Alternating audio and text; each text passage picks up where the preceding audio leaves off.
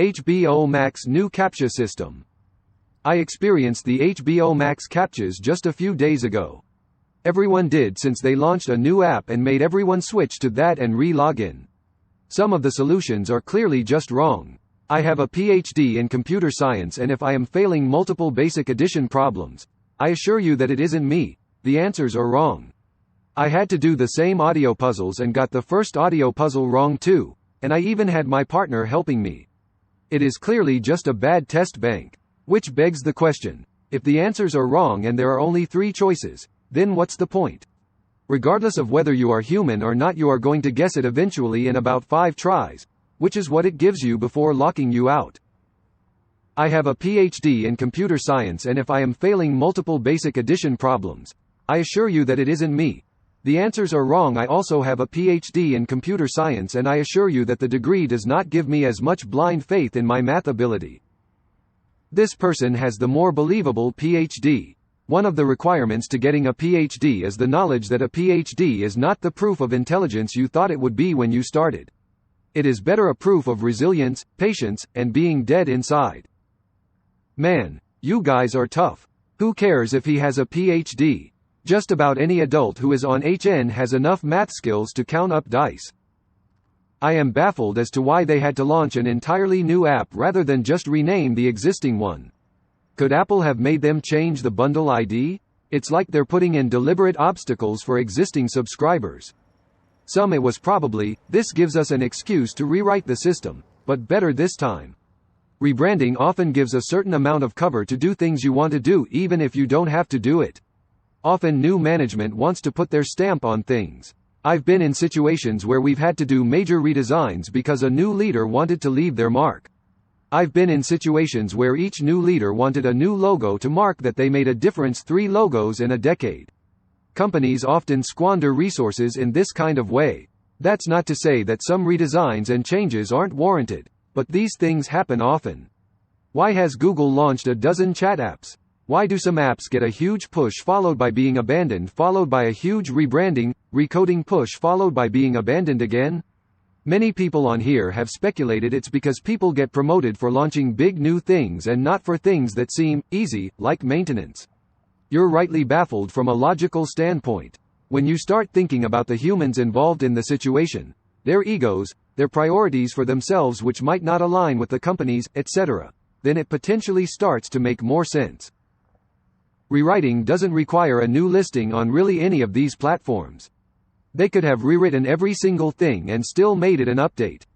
I'm guessing there was some contractual thing, perhaps cable related, around the HBO name, or else someone made a very poor choice. Elon Musk originally said this in an interview somewhere, but it stuck with me. The organizational inefficiencies and structure will manifest themselves in the end product. We can probably glean many insights about the people who made the app. How it works, how big the bundle is, how fast, slow, etc. I haven't used the app, so I can't make any judgments about the organization behind it. Nice rephrasing of Conway's Law, smiley face. I have a BS in computer science and I can't do basic math reliably. 3 plus 4? About 10. Is that something they teach in grad school? This is going to be one of the best parts of the new AI-ridden world. Humans gradually getting locked out of and giving up on online services because the bots are more patient and more skilled at proving their humanness than humans are. Twitter's new captchas are also pretty insane, though not quite this bad last I ran into them. Serious question. Who has a decent plan to create proof of human systems that are not only captcha based? We will soon need this, and I feel government will gladly present a solution. Provide your ID when you connect to the internet, and we will guarantee you are a human. Who's actually working on this and has released papers I can study? Because all this AI nonsense will only accelerate us towards this total control of the internet, because the spam and AI bots have made it worse for everyone. The IRS is already doing this. They used to have a password-based login system, but they're switching over to id.me, which requires a scan of your ID and a matching selfie. I'm not saying PGP or cryptocurrency because both of those have issues, and the moment money is involved everything is FUBARD, but essentially allowing people to make identities via cryptography and then use a reputation system. Preferably by allowing people to follow, whitelist, favorite people across websites. I like Hacker News' method of making new people green. And I wish I could make it highlight the big names I recognize.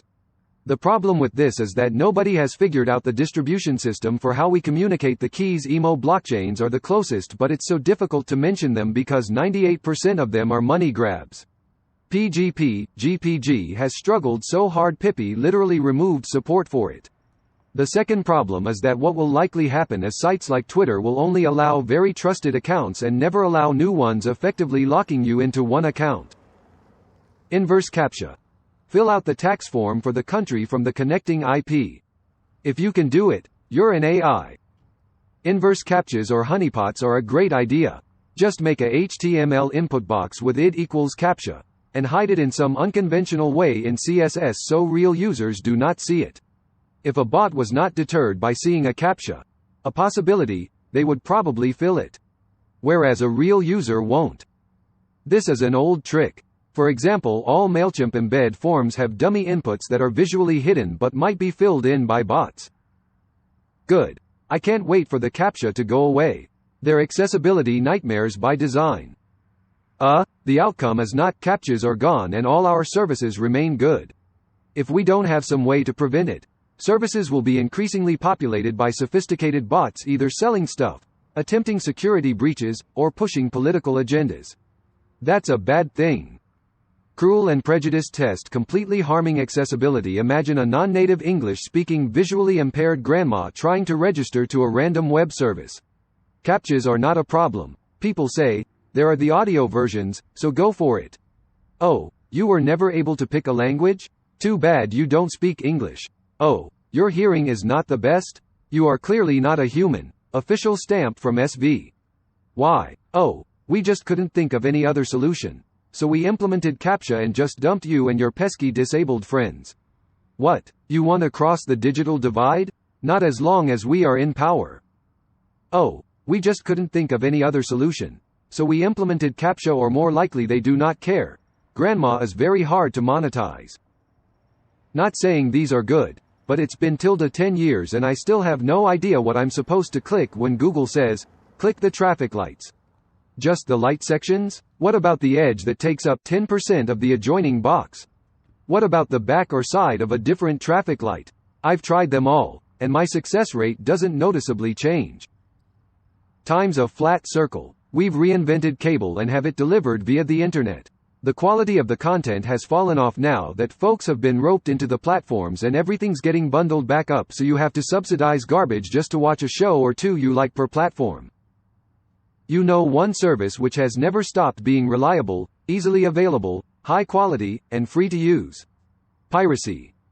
New free trade agreements will eventually come for the seed boxes. Piracy is a service problem. Gabe Newell also. Arcos Labs Captcha. What HBO Max is using is awful. Please don't use it. There's reCAPTCHA, HCAPTCHA, MCAPTCHA, and now even Cloudflare Turnstile. Or better yet, recognize your customers can still download the movie for free whether your service exists or not, and adapt your strategy to provide them with content easier. Smiley face. HBO uses Captcha to prevent bots stealing accounts by brute forcing passwords, reused passwords from other sites. In other words, it's not anti-piracy mechanism, it's protection against account stealing. Why would a bot ever log into HBO Max anyway? Everything is uploaded to torrent sites the day of release, and it's not bots doing the uploading. They don't want aggregator apps to log in without paying. Apple TV will show me new shows on multiple platforms all on one screen. HBO doesn't want people doing this without paying. It's stupid and anti-user. HBO doesn't want people doing this without paying. But why? From their perspective. They don't make their money from metadata. They make it from content. Every piece of real monkey making content is going to get a torrent regardless of if it's protected behind a Captcha. Terrible UX aside, aren't these really easy to solve for a bot? Sum the digits on the dies? 5 lines of OpenCV should do the trick. Find which of 3 extracts as a repeating pattern. Could this be any easier? This sounds actually easier for a machine than for a human being. The HBO Max, aka just Max now, in PS4 is just a disaster. Can't play videos anymore, as it gets stuck on an infinite loop in the intro of every movie. The remaining time is displayed as a negative integer, and for some reason the system just thinks the move is done and resets it to the beginning. Seems like a bug that some very basic QA testing should have caught it. The new rollout seems like a total clown show, and unfortunately it ruined the service and made it impossible for me to view movies, unless it is from a laptop. Someone had to make this. At some point some software engineer had to sit down, look at it, and say, looks good to ship to production. Microsoft's captchas are pretty horrendous too. I gave up on them and did the audio captchas also, just like in the video.